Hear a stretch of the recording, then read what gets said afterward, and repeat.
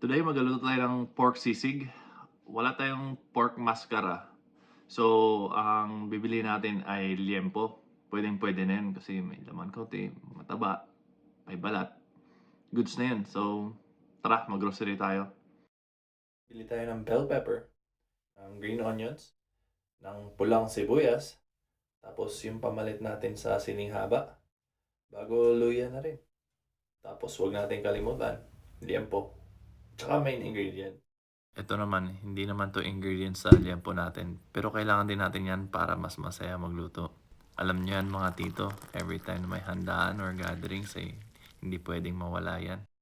Di ito Red Horse, pero laban na rin. Start tayo sa liempo.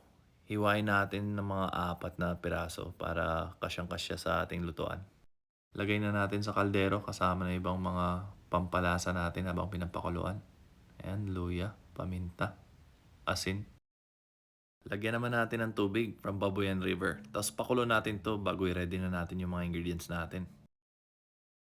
Ayan, hiwain na natin yung mga halo natin. Hindi naman importante kung paano yan hiwain. Masarap pa rin kinalabasan yan. Pag malambot na yung liempo natin, ilagay natin isa-isa sa rack para patuyuin ito. Ayan, ready na silang isalang sa oven. 400 degrees Fahrenheit yung init niyan. Di ko alam sa Celsius, kayo nang bahala mag-convert. Mga tito and tita, halfway done na sila. So, baliktarin natin. Kaya natin to binabaliktad is para pantay-pantay yung pagkaluto. Tapos may crispy ang both sides. Ayan, luto na yung liempo natin. So, kunin na natin. Huwag kalimutan mag-oven mitt kasi nakakapaso yan. So, yan. Ingat, ingat, ingat. Oy, kamuntik na buhos. Crispy-licious na. Chop-chopin na natin.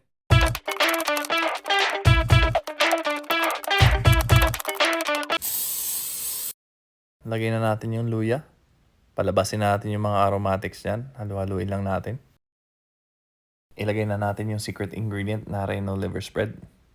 Wala yan sa tindahan dito, so online ko pa nahanap yan. Ilagay na po natin yung baboy natin. Dahan-dahan lang para walang masayang. Promise, walang nahulog dyan kanina. Hindi ko dinaan sa edit. Stir na natin para yung liver spread ay kumapit na sa ating liempo. Pamintan durog naman galing sa ating almeres. Lagyan naman natin ng mayonnaise. Gamit ko avocado mayonnaise pero kahit regular mayonnaise lang naman. Estimate natin kung gaano kadami ilalagay. Di naman yan mahirap tansyahin. Huwag mo lang gawing sabaw. Mix-mix lang natin yung mayo hanggang mahalo siya ng maganda sa liempo gaya niyan.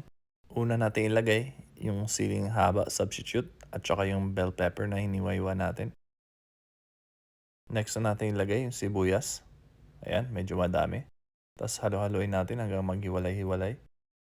Sunod, green onion naman. Yan yung pinakalas na ilalagay natin para hindi siya ma-overcook. Lagyan natin ng konting asin. Haluin. Tapos na. Yan, ito na. Tikman natin.